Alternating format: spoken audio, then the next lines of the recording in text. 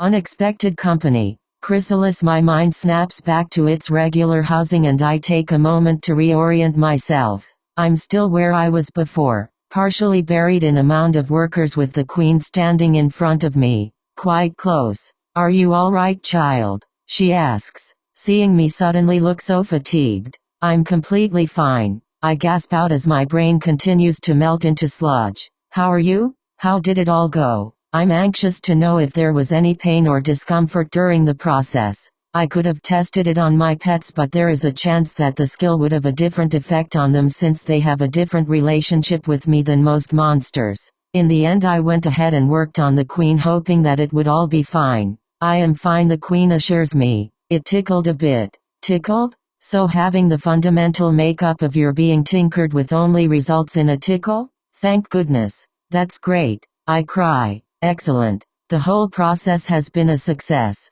Hopefully from now on our family will experience a great gain in strength. I stick around to counsel the queen about spending some biomass to mutate her egg production organs. She is quite reluctant at first, but after trying several arguments I eventually tell her that by upgrading all 3 organs to +5 it will greatly increase the effect of the changes I've made to her core. This isn't really a lie. If she upgrades those organs and chooses some good mutation advancements for them, the rate of egg production will increase as the overall efficiency of the system goes up. I don't know for sure what advancement choices will appear, but it isn't hard to guess that almost all of them will be based around speeding up the process, reducing the cost of each egg or improving the stats of the offspring, any of which would be fine. Once I'm certain that the queen has agreed to upgrade all 3 organs before beginning to produce the new workers, I drag myself back down to where Tiny is waiting and take a quick nap. The relentless battering my mind has taken has pushed even my newly evolved self pretty darn hard. Using the core surgery skill in particular was exceptionally draining. If I'd attempted to do it with my old self, I'd have had absolutely no chance of getting anywhere at all. My respect for the Sophos only increases the further I walk down the path of core manipulation. Just how powerful are their minds to create the things they do? Are their brains filling their heads and extending down into their torso? Where do they fit it all? When I awake, it isn't because I've rested my fill, but rather because my antennae are picking up something strange. Emergency pheromones from the workers. Gah. What is it? What's happening, Tiny? Come on, man. Action stations. I blearily shout. For once my pet ape is actually awake, and when he sees me stumbling about drunkenly as I struggle to get my bearings, he reaches out with massive paw and grabs hold of me firmly before picking me up and placing me on his shoulder. If you stumble upon this tale on Amazon, it's taken without the author's consent. Report it. I clutch onto his fur to avoid falling flat on my face, and just like that he's up and moving, carrying me along for the ride. With his massive arms he reaches out and takes hold of the tunnel walls before dragging his massive frame upwards as if climbing on a jungle gym. When we reach the queen's chamber, it is buzzing like a hive, the workers jittering this way and that, and some of them stream upwards to the peak of the hill. The majority of them seem to want to remain and defend the queen, albeit in a highly agitated manner. Buried somewhere in that nervous mass of the workers, the queen seems content to stay still for the time being. I don't try to talk to her since it would be difficult to get a pheromone message through what is essentially hundreds of workers screaming emergency at the top of their lungs. Being careful not to crush the ants as he moves, Tiny continues to carry us to the surface, one handhold at a time. By this stage I've mostly sorted myself out. My headache hasn't fully receded, but it's much improved from when I began my rest. I've managed to notice Crinus and Vibrant are relaxing on my person as per usual, which is something of a relief. I'd rather they be where I can see them than off gallivanting somewhere when there might be a potential attack. When Tiny makes his way out in the light at the top of the anthill, I can finally take in the situation. Hundreds of ants have already appeared in response to the threat, aggressively postured to defend the colony from all directions. Beyond them I can see something I truly did not expect to see. Several hundred disheveled-looking humans are clustered around a number of wagons pulled by extremely poorly-looking horses. At the lead is a figure that I sadly recognize all too well, the priest. His robe stained with dirt and potentially dried blood becomes ecstatic at the sight of me and runs forward, spooking the workers considerably. They gnash their mandibles at him and I reluctantly ask them to settle down as I advance forward to meet him. My life might be significantly simplified by this guy vanishing, but I don't really want to kill him of anything.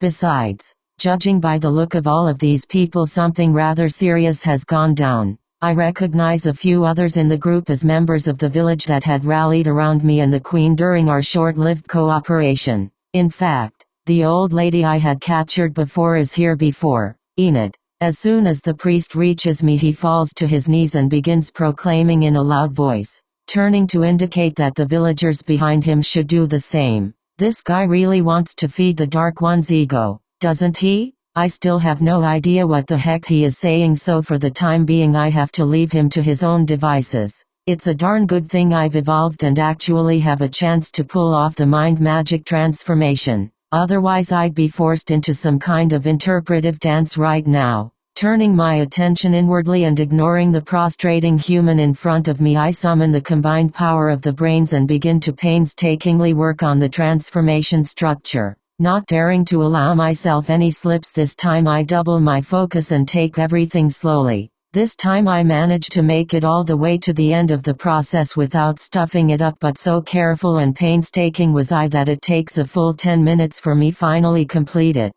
During this time the humans have started to grow increasingly fidgety, but the priest's capacity to extol my virtue seems to be endless. Success. Finally complete. I admire the fiendishly complex final product in my mind. I've no idea why it's so outlandishly difficult to construct, but it's done. Now to put the darn thing to use. Along with the knowledge of how to construct the various mana transformers, the way to use them was also granted to me with the purchase of the skill. The construct itself doesn't do anything special. It's simply the magical mixing bowl that changes regular, attribute-less mana into the desired type. In this instance, what I do is maintain the finished construct with one of my sub-brains and get the other to draw out raw mana from my core, which is then fed into the shape in a specific way. As soon as the raw mana enters, the construct leaps into life, surprising me momentarily. I didn't know it moved. The entire construct begins to spin and whirl, different sections moving at different speeds and in subtly different directions. The entire effect is like a beautiful dance. Like an engine, but infinitely more intricate. Then finally, out the other end of the construct a thin thread of glittering golden light emerges. Mind mana. With my main mind I eagerly seize this new mana and begin to replicate the spell I'd seen Formo cast so magnificently and the human queen cast so poorly. Mind mana can do a heck of a lot more than this, I'm sure, but from what I've gathered, this spell, which effectively enables universal communication between any two organisms smart enough to think, kind of overshadows the rest of the kit.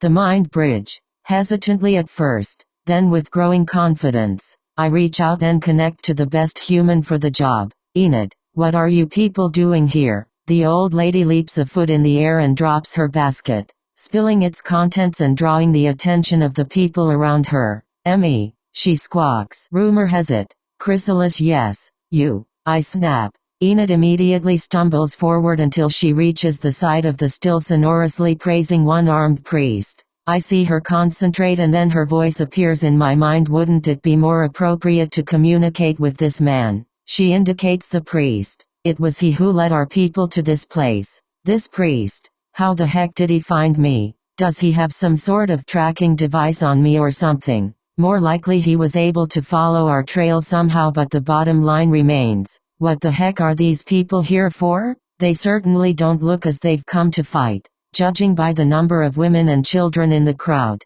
not to mention the sheer lack of arms. I will speak to you since I have had dealings with you before. Make it clear to the others I am speaking to you. I don't want to talk to that guy. He makes me nervous. Enid, take a moment to gingerly touch the priest on the shoulder and indicate that I am communicating with her using mind magic. Rather than disappointed, the priest's face is overcome with enlightenment and he bows low before me, head nearly touching the ground, before he backs away to speak animatedly to the crowd. Nothing phases this guy. Enid, tell me why these people have followed my family here to the wildlands. She hesitates a moment before she speaks. Our homes have been destroyed. After you vanished following the assault on the castle, things settled down at first. Many of the villagers wanted to know where you went, but we weren't told anything. Things were calm for a week, but then, she shivers then. Her recollections are apparently still terrifying. Enid draws a deep breath before focusing her mind once more. Then the capital caught fire. We could hear the roaring of beasts from our houses, and flames reached the so high it was sky was burning. We were terrified. Nobody knew what to do. Then monsters burst out of the dungeon and into the church. Dozens of them. Some of the villagers fought for a time, but they were never ending. Then the big ones came. She pauses for a moment, unable to go on. I'm not as good at reading human expressions as perhaps I was before, but she seems overwhelmed with sadness and tears are streaming down her cheeks. Giant crocodiles came out. The children of Garalosh. They killed so many. Only thanks to Father Bean did we survive. He rallied the survivors and organized a retreat. We ran from the town with nothing but what we could carry on our backs or throw onto a few carts. With the capital burning, we had nowhere to go. This tale has been unlawfully lifted without the author's consent. Report any appearances on Amazon. She gestures to the broken and desperate people behind her. Without food or supplies,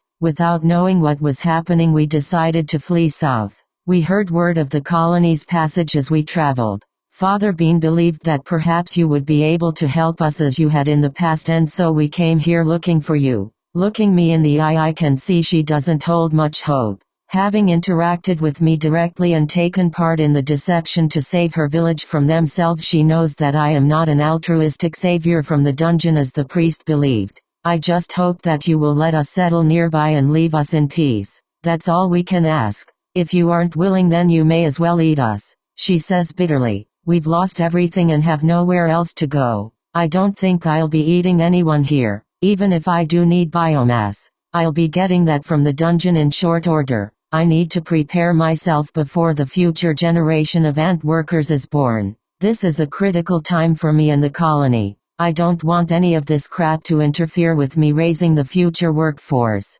Tell your people to go make camp at least 1 kilometer in that direction. I point with my antennae in front of the shocked woman. Tell Bean I want him to get them settled. Make sure they don't interfere with the workers or approach the nest. He's in charge. I want you to stick around so I can ask more questions. Surprised and joyful, Enid passes my words on to the others. The people appear glad to some extent. A little light returns to their dark and dull faces. With a little more energy and spring in their step, they turn as Bean, delirious with joy at being entrusted with this task, begins to lead the others across, helping them to their feet and urging them with his persuasive voice. Enid, sit there. I point the tired old woman to a nearby stone and she gladly hobbles over to it and sits. I have no idea how she managed the journey at her age, trudging by foot over such a large distance. It was tiring enough for me, and I'm a monster. What has happened, Enid? Tell me what you know. She shakes her head,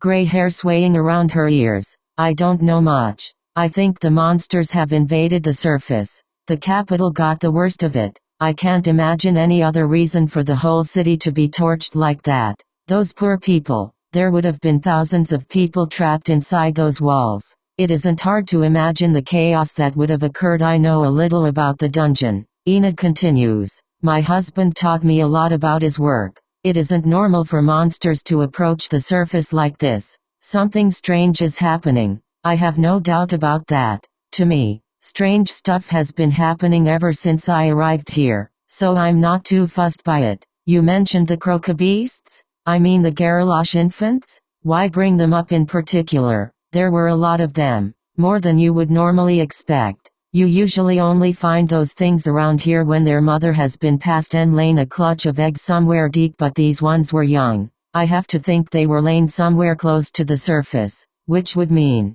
wait a moment, I interrupt, their mother. The older woman looks at me somewhat confused. Of course. Didn't the queen tell you about Garalosh? Not really. Garalosh has been around this area, deep in the dungeon for hundreds of years. A century ago the beast decided to try and raise its own young. Ever since then its hateful offspring have filled the dungeon under Lyria. So all of those damnable crocs actually did come from a single parent? Like, all of them? I know how that process works now. Unless there is some crazy variant of it. That Garalosh monster would have had to have eaten an absolute mountain of biomass to produce so many large and complex creatures. Enid breaks into my thoughts with her mental voice. I think Garalosh must have risen up in the dungeon and assaulted the surface. It sounds insane, since something like that hasn't happened for thousands of years, but it's the only thing I can think of that fits. Just how? Why? Oh, that's easy, I say absent-mindedly.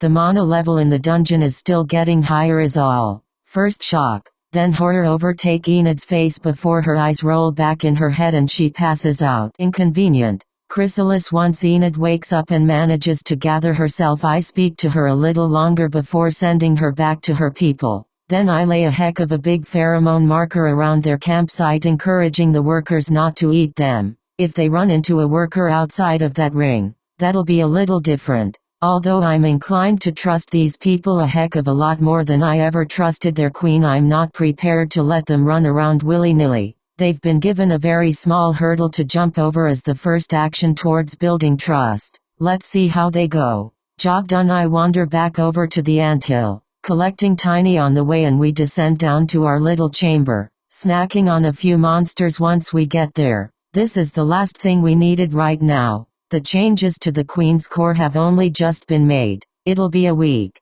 2 at the most, before she's ready and laying the first batch of the new wave of workers. I cannot afford to have anything go wrong. Those ants will be a heck of a lot smarter than the previous hatchlings, but they are also significantly weaker. These ants are going to be like human infants. Without someone to help guide them and raise them in the beginning, they won't be able to reach their potential. If I've got giant croca babies and their mother burning the dungeon tunnels and the entire surface to the ground, then it's hardly going to be an ideal environment to raise ant hatchlings. What a pain in the thorax. What the heck am I going to do? I can't just leave it as is. Enid made it perfectly clear that there would likely be more refugees from Lyria heading south over the next few days. She seemed to think that the destruction was centered on the capital and then expanded outwards. There were a whole lot of panicked people in the towns and villages they passed, getting ready to flee at the first sign of danger. Those people are probably already on the road in this direction.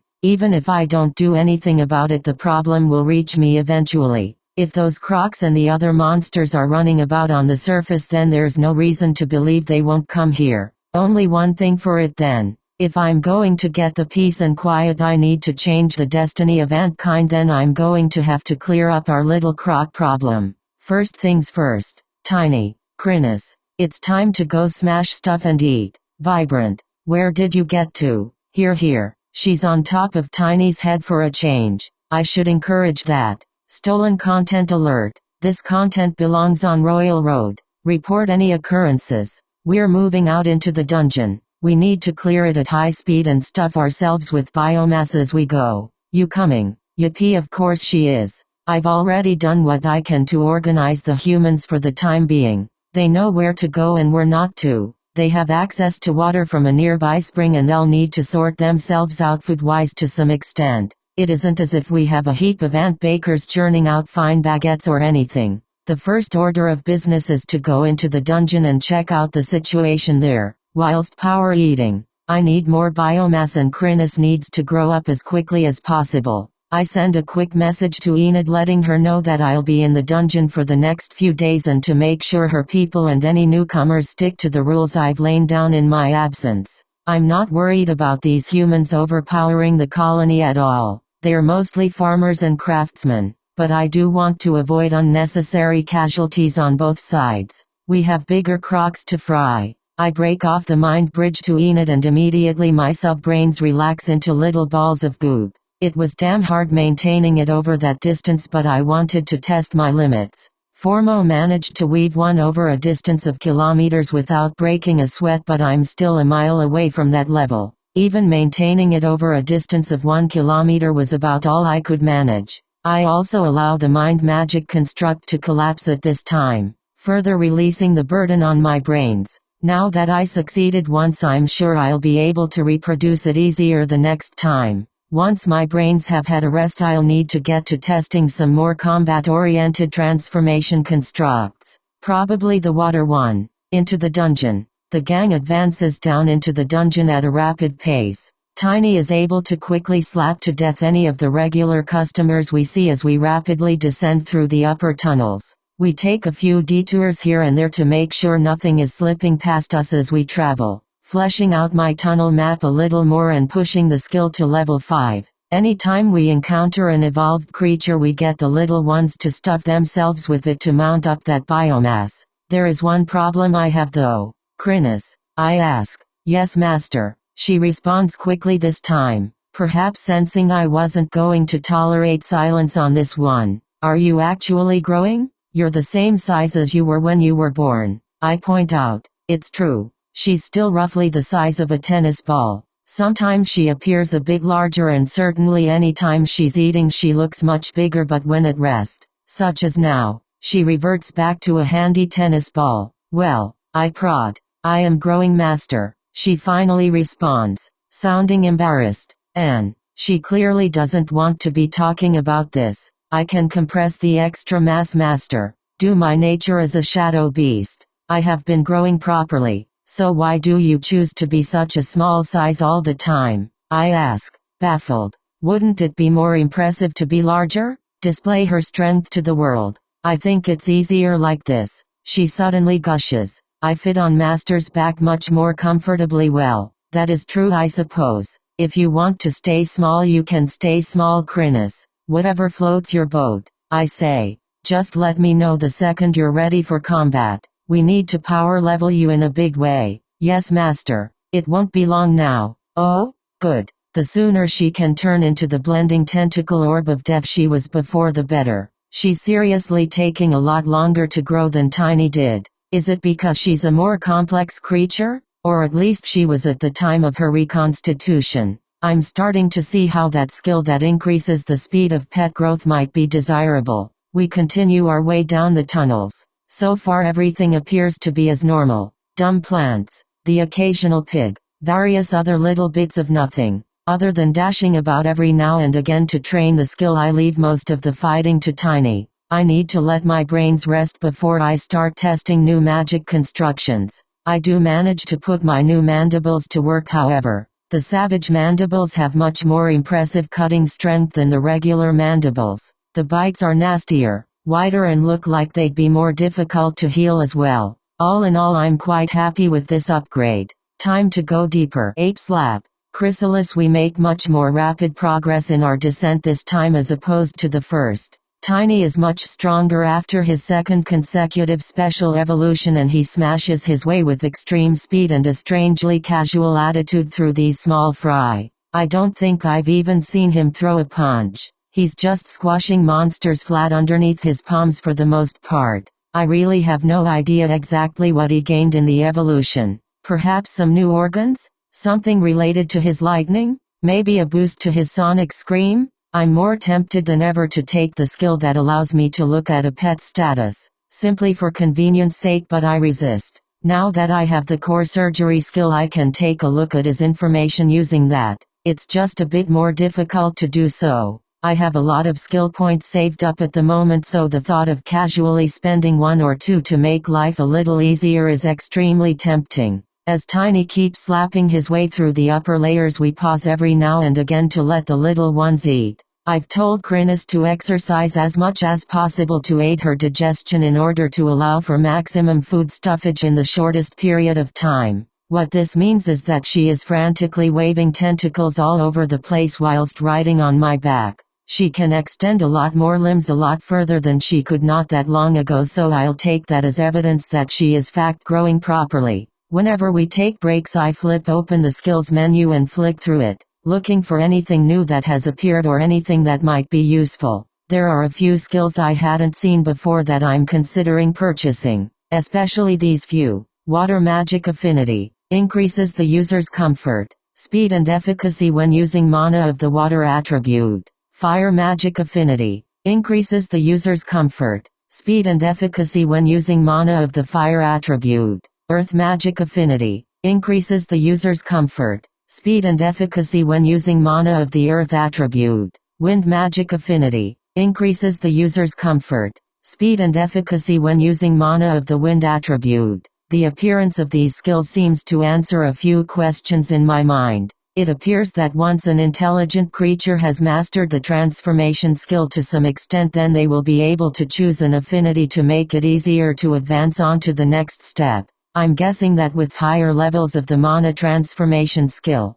or perhaps when the skill advances to the next rank, then other, more advanced affinities will become unlocked. It makes sense that these basic elements are the first to become available, since of all the mana types these four have the most basic transformation constructs, meaning they are the most simple attributes of all. After some consideration, I eventually purchased the water magic affinity. I know that the crocobeasts have a fire magic gland, despite being based on an aquatic creature. Even if water magic doesn't prove to be too effective offensively against them, I'm sure it'll be more than a little handy defensively. This book was originally published on Royal Road. Check it out there for the real experience. That thought leads me in an interesting direction. Is it possible for a creature to have poor compatibility with certain elements? Or good affinity? A water-based life form like a crocodile doesn't seem to have good synergy with fire magic on the surface. Maybe I'm overthinking the whole crocodile thing. Just because they dwell in water on my world doesn't necessarily mean that they do here, or that the crocobeasts are better in water than anything else in the dungeon. I decide to poke through a Garalosh infant core the next time I get one. My skill level is much higher now than the last time I looked at one, and I might be able to see something I couldn't before. We continue for about an hour, stopping every now and again. Eventually we make our way down to the location of the shortcut we had previously dug. Whilst Tiny smashes everything, I continue to charge about like crazy, delighting the little ones, until the notification springs up in my mind. Dash has reached level 5. Skill advancement available. Nice. Dash. Rapid dash. Like a flaming horse, the user will be able to dash faster and with more precision. I'll take it. Even with this, I still have 10 skill points saved up. I'll leave it for now, but I really ought to be spending these. Skill points in the bank do nothing to increase strength. I do need a few points in reserve so I can advance key skills when they hit the cap, but 10 is really pushing it. Once the local tunnel has been emptied out, then we excavate the entrance and start clearing the shortcut of spawned monsters. By this time the dungeon has extended its veins all the way to the top. Beasties and plants have spawned all over the place and started ripping into each other with gusto. It's all over very quickly once we arrive. I go into high gear just to help take care of things quickly and bite the heck out of everything I see. Once finished, we pile up the more evolved species at the top of the shortcut and I spray food pheromones all over the place. This tasty meal should find itself in front of the queen fairly shortly. Next order of business. Brief rest. Okay, back at it. In order to ensure the dungeon beneath the colony is safe, we keep moving and mapping out the branching paths as much as possible. Every tunnel Tiny can fit in is explored to some extent. Those that he can't, I scurry into myself and snap everything I find to bits. This is exhausting. On the plus side, my tunnel map is becoming more and more complete. This is something necessary for the defense of the colony. After we spend another 2 hours clearing out the tunnels, we reconvene once again back at the shortcut for another rest and feeding session. Tiny and I are getting very little biomass from the food at this point. I scrounge together 5 points after stuffing myself, but at least I get the benefit of having my various nicks healed. I spend the points straight away on upgrading my new supportive skeleton to +2 and my coordination cortex to +1. The most efficient play will be to upgrade these new body parts to +5 before resuming the journey to all +10. Technically I take a body part to +15 at this level of evolution. I really need to get my eat on. I've evolved too quickly for my stomach to keep up. I send Tiny up the shortcut with another shipment of food for the queen. She'll get even less than I do out of these monsters, but it's much better than feeding on the piddling surface creatures. The sooner we get that egg production system upgraded, the better. The new generation must be as strong as possible. I'll have to check in on her when I get back actually. If she's storing biomass to produce eggs without upgrading herself, let's just say I wouldn't be surprised. When Tiny returns, we settle in for a brief nap and then gather together into the main tunnel, sealing the shortcut closed behind us. It's time to delve a little deeper. We still have over a day of exploration time before we are expected back on the surface, and I intend to be sure there aren't any threats coming from below before we return. At this point I hear something echoing up the tunnel towards us. A faint wail. The fading sound of bone on bone. Something is coming. The surge. Chrysalis, almost as if the air were rushing towards us. I can feel a wave pressure roll up the tunnel and press against my face. It isn't comfortable. Something is coming up. Get ready to fight. I warn my crew. Vibrant and Krynos huddle carefully on my person. Tiny stands to his full height, his head brushing the roof. He can also sense something is coming. His silver fur starts to rise off his frame as electrical sparks begin to shimmer and zap across his frame. Oh, he's pumped up. I'm also keen to see what he can do now that he's evolved. That massive frame isn't for nothing. I'm sure I'll see something interesting when he goes at it. Now that I think of it, I should also start making some preparations. My two sub-brains are well rested now and ready for action. It's time to put them to work. Wanting to test their strength, I task each of them with a separate spell. 1 gravity bolt each. Best to begin with the basics and work their way up. As the pressure continues to build and roll against us like waves from the tunnel before us, I sense internally as my two little helpers get busy shaping the spells. Independently they draw on the gravitational mana stored in my gland and begin to shape the spells. Kwahahaha. Excellent. Chuckling to myself with glee, I then begin to shape a third spell with my main mind. Not double the spells. Triple the spells. This is the true, awesome power of my divergent mind. The sub-brains are not as quick nor as capable as I was in my last evolution. They lack the force of will to shift the mana as rapidly and the cunning to weave the shapes as deftly. But even if it takes them twice as long, being able to independently cast their own spells makes these sub-brains so damn useful. Now to unleash the fearsome might, the unparalleled force and the extraordinary dexterity of my newly upgraded main brain. After all, most of the extra juice I pumped into my mental faculties was spent on this. In terms of will or cunning, I'm nothing like I was before. Behold. With force and precision I draw on the gravitational mana to rapidly weave it into a gravity spear. The long body of the spell with its surrounding intricate engraved circles take shape at record pace. Incredible. My ability to use magic in combat situations has absolutely shot through the roof. I'm more than satisfied. With my next evolution I may spend a little of my budget neatening up the edges, but I don't think I need much more juice in the mental department. I'll be ramping up my physical stats until the same size as Tiny. Once the spells are formed I hold each of them ready, 1 mind for each, and prepare myself to face whatever is coming up the tunnel. Tiny is so excited he's practically fidgeting. Calm down. Oi. Gradually the sounds from the tunnel build in volume, from a whisper to a murmur and then rising into a crescendo of sound. Roars, screams and the pounding of feet fill the air, rattling my nerves. I still can't see anything coming. Where the heck are they? This sounds like a freaking stampede of monsters. You might be reading a pirated copy. Look for the official release to support the author. Just when I'm starting to reconsider our frontal approach, the edges of the horde come into view. My first impression is a wave of teeth rushing towards us at full speed. The second and third impressions are much the same. What the heck is this? Dozens of monsters, hundreds even, are charging towards us with mouths gaping and claws rending the air. What's going on? They aren't fighting each other at all. This is weird. Gandalf? Any advice? Damn it, you beardy-faced pile of senility. Tiny. This is going to get rough. Go all out. Why the hell didn't I get a gravity bomb ready? I see all sorts of monsters mixed into the onrushing horde. Shadowy monsters, imps, pigs and even some of the mobile plant types are in the mix. I just can't understand why they are all cooperating. And the formless pressure is still building, pressing down on us like an unseen hand. No time to hesitate. Let's do this. Experience the power of my ant soul. Gravity spear, gravity bolt, gravity bolt. All 3 spells are launched simultaneously, streaking through the air like glittering purple arrows. The monsters have no capacity to dodge. As packed together as they are, the leading shadow beast is speared directly through the chest and the creatures around him are instantly wrapped within the expanding circles as the spell activates. The second the pull is applied, over 10 monsters are dragged towards the target. Not expecting the sudden force, they are thrown off their feet and stumble, only to be smashed into the ground by the pounding feet of the creatures behind them.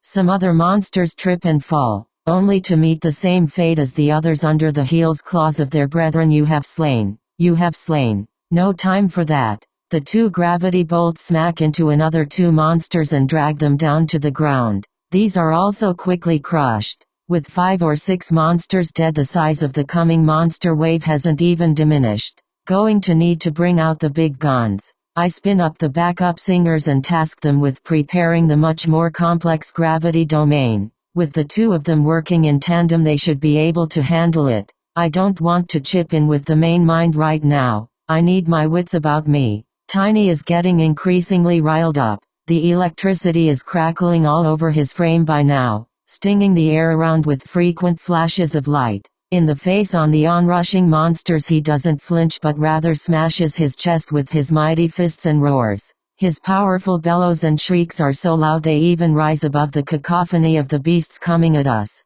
He doesn't stop there. Having issued his challenge, the ape begins to charge forward, smashing the tunnel floor with his knuckles as he picks up speed. He's not content to wait at all. He's going to take the fight to the enemy. Damn it, Tiny. We're going in with him. Hold on. Dash. I spring forward with Tiny, hurtling ourselves to the onrushing horde. As I get closer, the thousands of teeth and claws grow larger in my side until there is nothing else I can see. This is madness. What is happening here is sheer madness. How's that domain coming? Still not ready. Crash. Like a cannonball, Tiny smashes into the front ranks of the wave, fists flying. Monsters are catapulted into the air and smash into the walls as he continues to propel himself forward, bellowing his challenge as he goes. The enemies are endless. As Tiny moves forward, he is quickly surrounded. The monsters latch onto him with claws, mouths, tentacles and whatever else they have available, lashing the ape again and again. Oh no, you don't. Shattering bite. Crunch. Pouring out my stamina into the bite, I manifest jaws of light over 2 meters long and rip them closed. The savage mandibles display their ferocity, tearing my enemies apart and crushing them in the same breath. The horde of monsters is endless. Is this the true wave? I feel like I'm battling the tide. Shattering bite. Shattering bite. Shattering bite. Shattering bite. I lash out at the monsters closing in around us, but as quickly as I crush them, they are instantly replaced by more. Tiny doesn't seem to care. He keeps pushing deeper, sending waves of monsters flying with every lashing of his fists. The electricity on him is still building. It started flashing out and lighting up the monsters around him like Christmas trees, but it doesn't feel like it's going to stop there.